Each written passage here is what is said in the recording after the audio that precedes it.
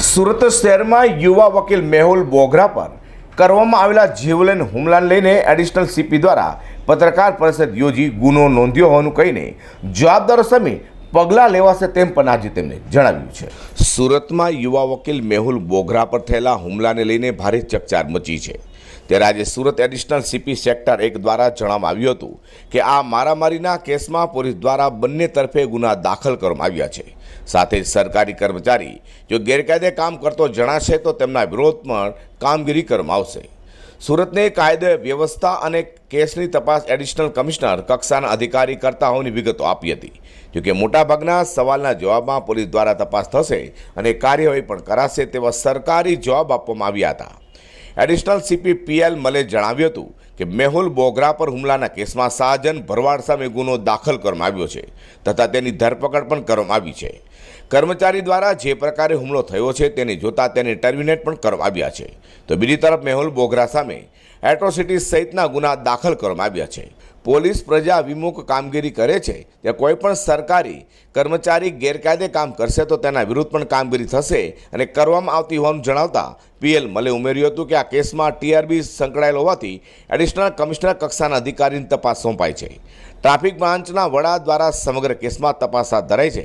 સાજન ભરવાડની ફરિયાદ તાત્કાલિક લેવાય જ્યારે મેહુલ બોગરાની ફરિયાદ લેવામાં મોડું થવા અંગે પોલીસે જણાવ્યું હતું કે સૌપ્રથમ ઇજાગ્રસ્ત મેહુલની સારવાર કરાવવી ખાસ જરૂરી હતી, ત્યારબાદ તેની ફરિયાદ લેવાય છે।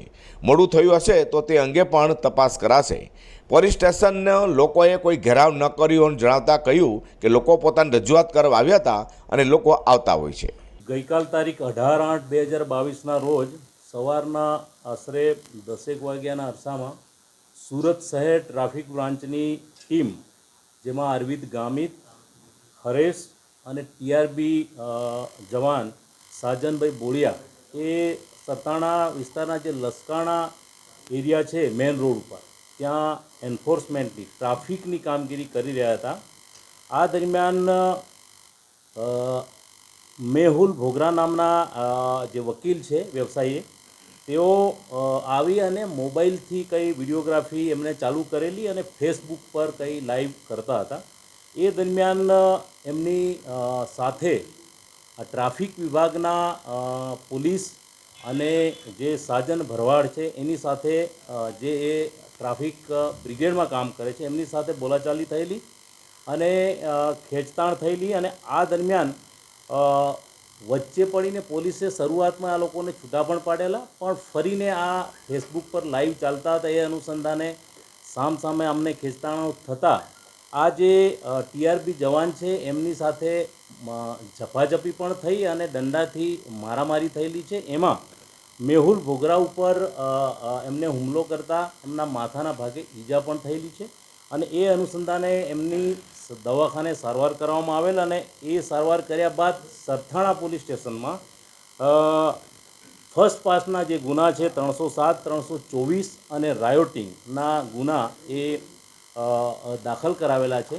આ ગુનાના જે બનાવ બન્યા એ દરમિયાન જે પોલીસ જવાનો ત્યાં ફરજ પર હાજર હતા એ લોકો સાથે જે ફરજમાં રૂકાવટ, ખેંચતાણ અને બોલાચાલીના જે અગાઉ બનાવ બન્યા છે એની એક ફરિયાદ ઓલરેડી ત્યાં સરથાણા પોલીસમાં દાખલ કરવામાં આવી છે। જે ફરિયાદ એ એએસઆઈ અરવિંદભાઈના ફરિયાદના આધારે જે ટ્રાફિક બ્રાન્ચમાં ફરજ બજાવે છે અને એની ફરિયાદના આધારે દાખલ કરવામાં આવી છે। એમાં 332 એટ્રોસિટી અને બળજબરીથી કઢાવવાની કોશિશના ગુના એ પોલીસે દાખલ કર્યા છે।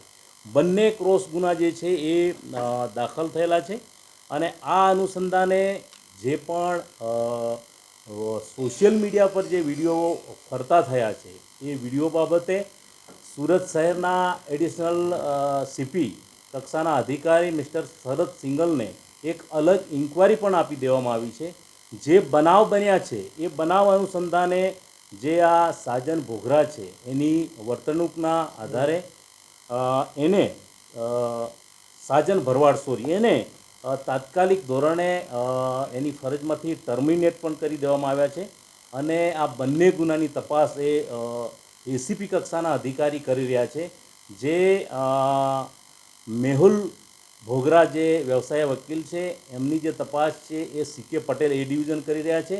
જ્યારે એટ્રોસિટીના જે ગુના દાખલ થયા છે એની તપાસ જે છે એ ડીવાયએસપી ઝાલા કરી રહ્યા છે. આમાં વિશેષ પ્રિન્ટ મીડિયાના માધ્યમથી હું એ ખાસ કહેવા માંગીશ કે સુરત શહેર પોલીસના એક મેસેજ છે કે જે પણ હુમલો કરનાર ઇસમ છે એના વિરુદ્ધ તાત્કાલિક પોલીસ તરફથી કાર્યવાહી કરવામાં આવી છે, કાયદેસરની કાર્યવાહી કરવામાં આવી છે. અને ટીઆરબી પોલીસ હોય, પોલીસ જવાનો હોય કે કોઈ પણ સરકારી કર્મચારી હોય, કાયદો હાથમાં લેવાની કોશિશ કરે તો એના વિરુદ્ધ કાયદેસરના પગલાં લેવામાં જ આવે, કોઈ એમાં પ્રશ્ન નથી. બીજી જે બાબત છે, તાત્કાલિક આ જે ભરવાડ છે સાજન ભરવાડ, એને એરેસ્ટ પણ કરવામાં આવેલા છે. ત્રીજી જે બાબત છે એ ટીઆરબીમાંથી એમને તાત્કાલિક ટર્મિનેટ કરવામાં આવેલા છે. ચોથી અગત્યની બાબત છે એ સુરત પોલીસની વાત કરીએ તો સુરત પોલીસ એ પ્રજાભિમુખ કામ એ સતત કરી રહી છે. સવારની પરેડ હોય, ક્રાઇમનું ડિટેક્શન હોય, સુરત પોલીસ શહેરના સીપી અજય તોમર સરની લીડરશિપમાં આ કામગીરી સતત થઈ રહી છે. પરંતુ કોઈપણ સરકારી કર્મચારી જો એના ફરજ દરમિયાન કોઈપણ ગેરકાયદેસર કૃત્ય કરે તો એના વિરુદ્ધ પણ કાર્યવાહી થઈ શકે છે એવું હું ચોક્કસ કહીશ. ત્રીજી બાબત હું કહેવા માગું છું કે એડિશનલ સીપી કક્ષાના અધિકારીને આ ઇન્ક્વાયરી પણ સોંપવામાં આવી છે, કારણ કે એ કામગીરી કરતા વ્યક્તિઓ એ ટ્રાફિક બ્રાન્ચના હતા અને ટ્રાફિક બ્રાન્ચના જે સુરત શહેરના વડા છે એમને આ ઇન્ક્વાયરી પણ આપી દેવામાં આવી છે અને હાલ એ ઇન્ક્વાયરી ચલાવી રહ્યા છે. મેહુલ બોગરા દ્વારા 1 મહિના અગાઉ 30,000 રૂપિયાની લાંચની માંગ કરવામાં આવી હતી તે વાત સાજન ભરવાડ દ્વારા કરવામાં આવી છે. હાલ ગુનો દાખલ થયો છે. આ વાતના પુરાવાના આધારે વધુ તપાસ હાથ ધરાઈ છે. મોટાભાગના સવાલોના જવાબાન તપાસ થશે એમ જણાવતા પીએલ મલ દ્વારા કહેવામાં આવ્યું હતું કે ટીઆરબી જવાન સાદા ડ્રેસમાં હોવા અંગે પણ તપાસ થશે.